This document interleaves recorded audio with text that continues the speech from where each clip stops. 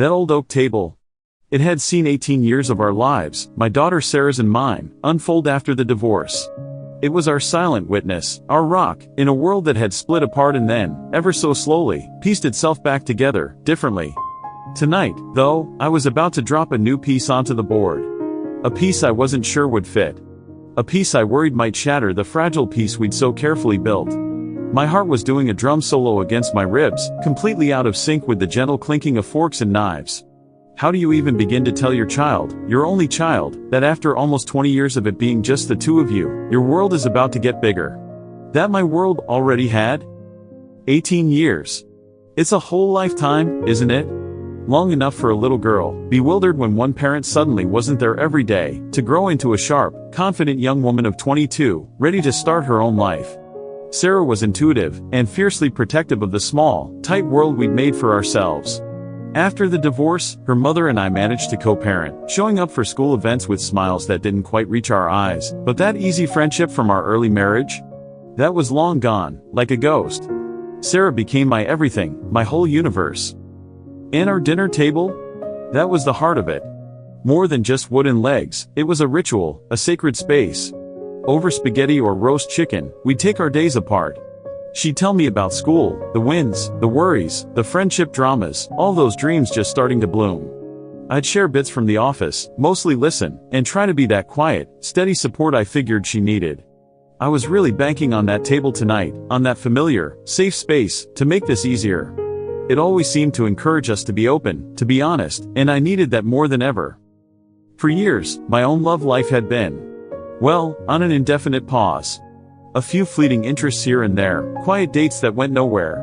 Partly because my heart wasn't in it, but mostly because the thought of upsetting Sarah's world, our world, felt like breaking a silent promise. She was number one. But time keeps ticking, doesn't it? Loneliness, which had been a quiet hum in the background for years, started to get a bit louder, harder to ignore.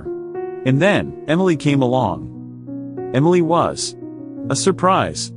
A gentle warmth that found its way into the cracks of the solitary life I built. She was kind, she understood, and she was so patient. She knew all about Sarah, of course, and how precious that bond was. We'd been seeing each other for nearly a year, a slow, quiet courtship that had blossomed into something real, something I knew was love. A love I wanted to share, to weave into my life, not keep tucked away on the sidelines. Deciding to tell Sarah wasn't a spur-of-the-moment thing. It came after months of wrestling with it, weighing her possible reactions against my own need to live a full, honest life. I knew this talk, this one dinner, could change everything. For me, it felt like stepping into a new chapter, and I really hoped for her understanding, her support. The air in the dining room tonight felt thick, heavy. Sarah was full of energy, talking about a university project, her hands flying, eyes sparkling. Watching her, I felt that familiar mix of overwhelming love and a knot of fear in my stomach. Her favorite lasagna, my peace offering, smelled amazing, but I doubted I'd manage a single bite. I had to pick the right moment, a pause in her story. But honestly, is there ever a right moment for news that could unravel everything you hold dear? Sarah paused, took a sip of water, a smile still playing on her lips from her story.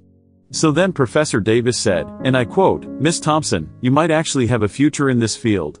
She laughed, that bright, clear sound that always made my heart soar. This was it. Now or never. My own smile felt plastered on. That's fantastic, sweetheart. Really? You've worked so hard. I fidgeted with my napkin, looked down at my plate, then up at her. Her smile wavered, a little frown appearing as she sensed my hesitation. She knew me too well. Dad? You okay? You've been kind of quiet tonight. I took a deep breath, but it didn't feel like enough air. Yeah, I'm okay. There's something I wanted to talk to you about, Sarah. Something important. Her eyes narrowed just a fraction, her full attention locking onto me, suddenly alert, wary. The fun, light mood from moments ago. Gone. Replaced by a tension you could almost touch. For a second, the only sound was a distant siren. Okay, she said slowly, her voice carefully flat. What is it? Here we go. You know, I started, my voice sounding rougher than I meant it to. It's been a long time. Since your mom and I. Well, since it's just been us. She nodded, her eyes steady on mine. 18 years, she said. Just a fact, but it landed like an anchor. Yes. 18 years. I looked right into her eyes, trying to show her how serious, how vulnerable I felt. And all that time, you've been my absolute priority. My everything. And Sarah, that will never, ever change. You have to know that. I know, Dad. Her voice was softer now, a little tremor of worry in it. Well, I pushed on, forcing the words out. I've met someone. Someone special. Her name is Emily. And I'm in love with her. The words just hung there between us, stark, undeniable. Sarah's face didn't change, not right away. It was like she was trying to translate a language she'd never heard. Her fork, which she'd been holding, clinked softly against her plate as she set it down. The sound was deafening in the sudden, thick silence. Her eyes, so full of life just moments before, seemed to cloud over, becoming distant, impossible to read. The lasagna, her favorite, sat there between us, its comforting smell almost a cruel joke. Our dinner table, our sanctuary, suddenly felt like a courtroom. And I was the one on trial, waiting for the verdict. Silence. Heavy, suffocating, pressing down on us. Sarah just stared at me, her expression unreadable. I thought I saw a flicker in her eyes, shock, confusion, maybe even betrayal, but it vanished as quickly as it appeared. When she finally spoke, her voice was eerily calm, a stark contrast to the storm I knew must be raging inside her. Emily, she repeated, the name sounding strange coming from her. You're in love with her. It wasn't a question. She was just processing it, trying to make sense of words she clearly didn't want to hear. Yes, I said, keeping my voice gentle. I am. We've been seeing each other for a while. Almost a year. Her eyes widened, just barely. A year. You've been seeing someone for a year, and you're only telling me now? There it was, the first crack. A tremor of hurt in her voice. I know, I said, my own voice filled with regret. I'm so sorry if that hurts, Sarah. I really am. I was trying to find the right time. I didn't want to mess with your studies, your life. Honestly, I didn't know how. The truth was, I'd been terrified. Terrified of this exact moment, of the pain I might cause. She pushed her plate away, a small gesture, but it spoke volumes. The lasagna was officially off the menu. Disrupt my life? A dry, humorless laugh. Dad, this isn't just a disruption. This is huge. I know it is, sweetheart. That's why I wanted to tell you properly, here. At our table. I was really hoping our table, the place we always talked so freely, would help ground us. And what does properly mean? She shot back, her voice getting an edge. Does it mean you expect me to be? What? Happy? Thrilled? I don't expect anything, Sarah, I said softly. I just wanted to be honest with you. I wanted you to hear it from me. Emily's important to me, and because she is, I want her to be part of my life. And since you are my life, that means, eventually, I hope you can meet her. That you can understand. Sarah shot up from her chair, the legs scraping loudly against the floor. Jarring. Understand? She repeated, her voice rising. Understand that after all this time, after everything, you're just moving on? With someone new? Does Mom know? This isn't about your mother, Sarah. This is about me, about my life now. I tried to keep my voice even, though her pain felt like a punch to the gut. And yes, eventually, I'd love for you to meet her. She's a good person. She makes me happy. Happy, Sarah echoed, the word tasting bitter. She walked to the window, her back to me. I could see the tension in her shoulders, the way her hands trembled slightly as she gripped the windowsill. And what about my happiness, Dad? Did you think about that? The question hung there, heavy, full of accusation. Of course, I did, I replied, my voice tight. That's all I've thought about. I would never, ever intentionally do anything to hurt you. I love Emily, yes. But that doesn't change how I feel about you. It doesn't take anything away from what we have.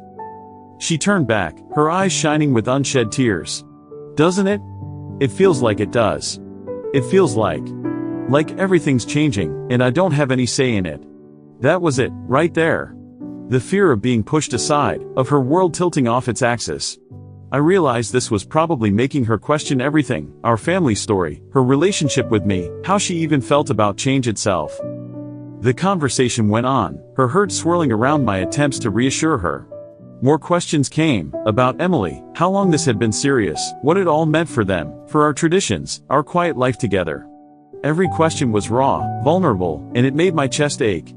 I answered as honestly as I could, trying to pick my way through the minefield of her emotions.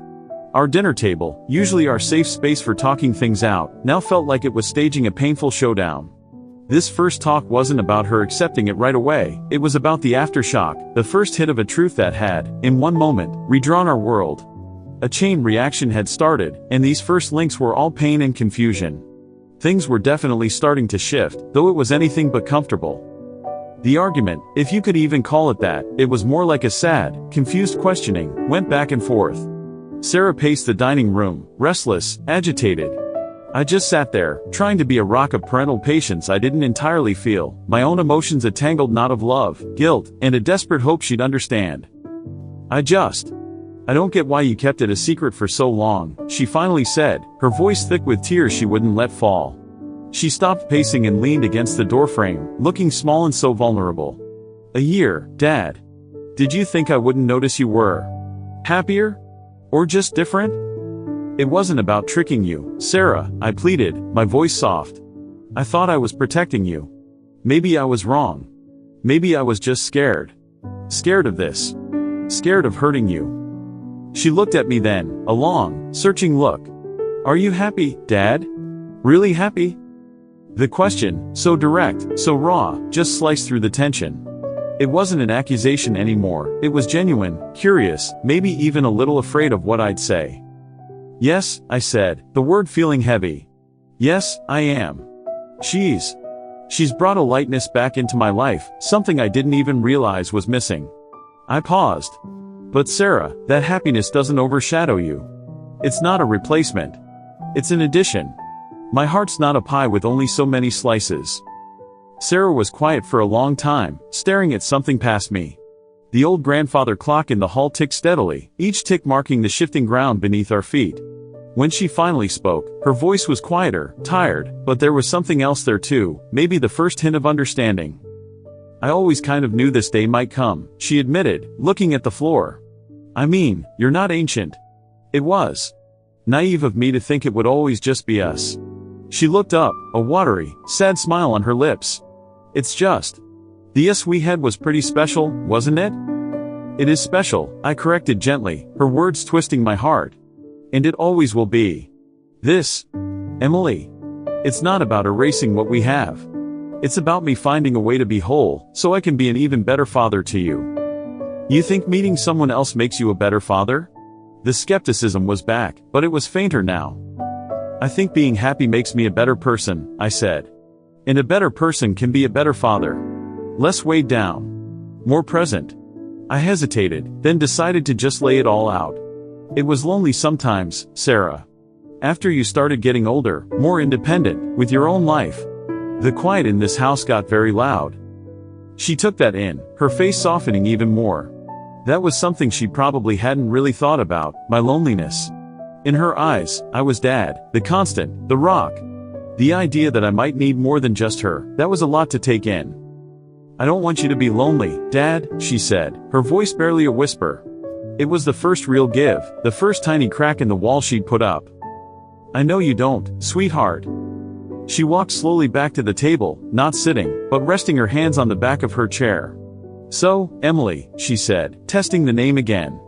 What's she like? The question was tentative, fragile, but it was an opening. A tiny ray of light. It wasn't acceptance, not yet, but it was a willingness to peek into the unknown, to think about this new reality. The storm had passed, leaving behind a changed landscape, but maybe not a totally devastated one. This was it. The turning point. The conversation had shifted from anger and pain to a hesitant curiosity. Our whole relationship, how we saw things, was slowly, painstakingly, starting to pivot. This moment, this fragile question, was that pivot. It showed how powerful just talking honestly can be, even when it's incredibly hard. Our dinner table, despite all the tension, had done its job. It had been the place where we faced some tough truths. You know, sharing meals, it really does help families talk more freely, making it easier to tackle sensitive stuff. She's kind, I began, relief washing over me. She's a painter. She loves books, old movies. She has this ridiculous laugh that you just can't help but join in on. I saw the faintest smile on Sarah's face.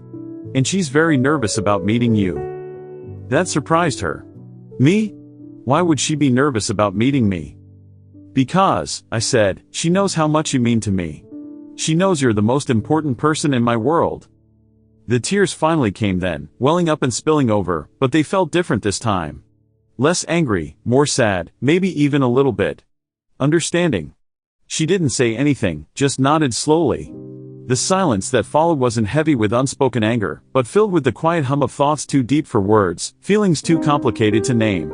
It was the sound of a very old, very precious door creaking open, just a tiny bit, to a new and uncertain future.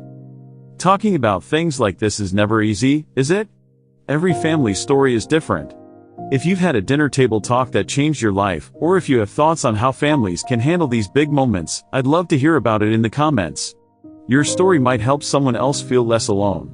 And if this story spoke to you, please think about subscribing for more stories about the connections that shape us. After that intense talk, things were quiet, almost subdued. Sarah didn't say congratulations, and she didn't seem eager to meet Emily. But the anger was mostly gone, replaced by a thoughtful, maybe a little sad, kind of quietness. She eventually sat back down at the table, not to eat, but just to be there with me, in the space that had just seen us through a pretty big emotional storm. So, what happens now? She asked, her voice tired but calm, as she traced the rim of her water glass with a finger. Well, I said, trying to sound casual, even though my heart was still doing a bit of a tap dance from leftover anxiety and new hope. There's no script, Sarah. No timeline. We just take it one day at a time. When you feel ready, if you feel ready, I'd love for you to meet Emily. Casually. No pressure at all. She nodded. Maybe. Not. Not right away. I need to process this. Of course, I said right away. Take all the time you need. This isn't a race. We sat in a comfortable silence for a few minutes, a silence that felt way different from the tense ones earlier. It was like the quiet on a battlefield after the fight's over, when everyone's looking around at what's changed. The meal I'd hoped would be a comfort sat mostly untouched, a silent reminder of how big our conversation had been. Still, just staying there, at the table, felt important. That routine of ours, that set time to connect, it always seemed to give us a bit of stability, especially when things felt uncertain. Eventually, Sarah sighed, a long, slow breath out. I should probably get going. I have that early class tomorrow. Okay, sweetheart. I stood up when she did. Usually, we'd have a quick hug at the door. Tonight, I wasn't sure what to expect. She hesitated for a beat, then stepped forward and gave me a hug. It was a little stiffer than usual, more reserved, but it was a hug. I'm glad you told me, Dad, she murmured into my shoulder. Even if it's a lot. Me too, I said, holding her a little tighter. Thank you for listening, Sarah. Thank you for trying to understand. She pulled back, giving me a small, watery smile. I'm always going to be your daughter, right? Always, I said, looking right at her, meaning it with every fiber of my being.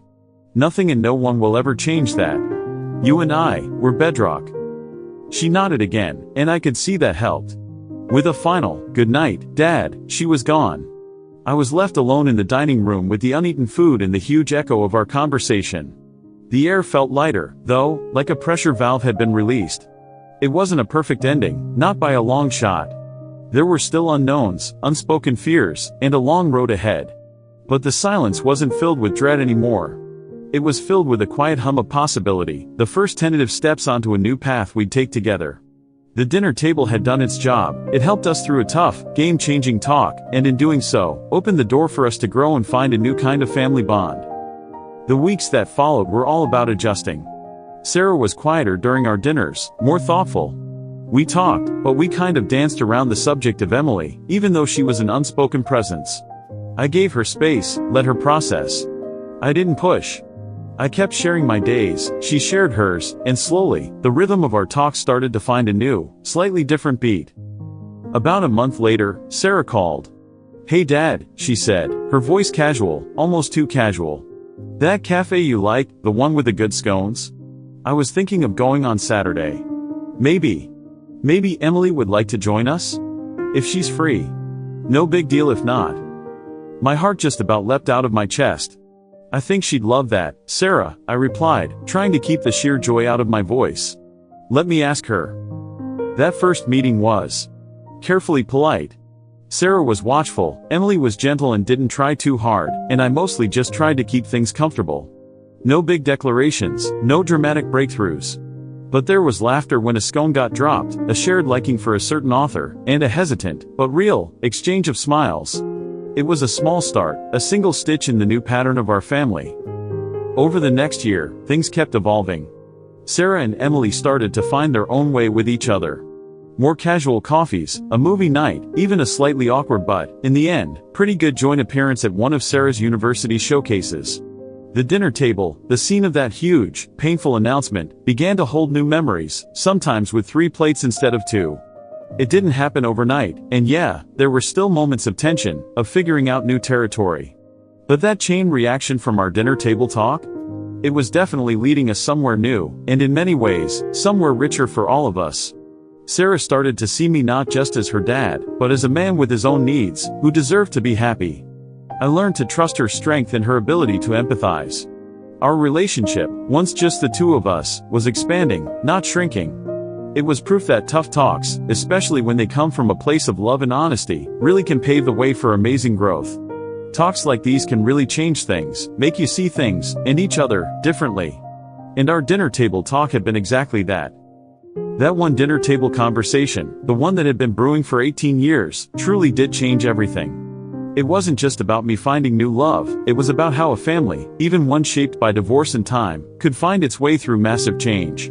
It showed me, clear as day, how vulnerable, honest talk, no matter how tough, is what strong relationships are built on. The dinner table, in our story and probably so many others, is more than just a place to eat. It's a place where we really connect, share the hard stuff, and start to understand things in new ways. You hear all the time about how important these shared moments are. How regular family dinners help build bonds, help us communicate better, make kids more resilient. And our experience. It really showed me how true that is. That conversation, as painful as it was, ended up making our bond even stronger because it was built on years of shared dinners, of listening and being heard. It helped us get through a major life change together, and we came out with more understanding and acceptance. A single conversation might not fix everything, but it can be the spark that starts amazing changes. It can open doors to deeper connections, to empathy, and to a new way of seeing each other and the world. The dinner table talk that changed everything for Sarah and me wasn't an ending, it was a difficult, challenging, but ultimately hopeful new beginning. It just proved that the most important discussions, the ones that really shape our lives, often happen in the simplest places, held up by the power of family and the guts to speak our truth. Thanks for sticking with me through this story. If it resonated with you, or if you believe in the power of heartfelt conversations, please give this a thumbs up. Think about subscribing for more stories about human connection in the moments that define us, and don't forget to hit that notification bell so you don't miss the next one. What pivotal conversations have shaped your life? I'd love to read your thoughts, respectfully, in the comments below.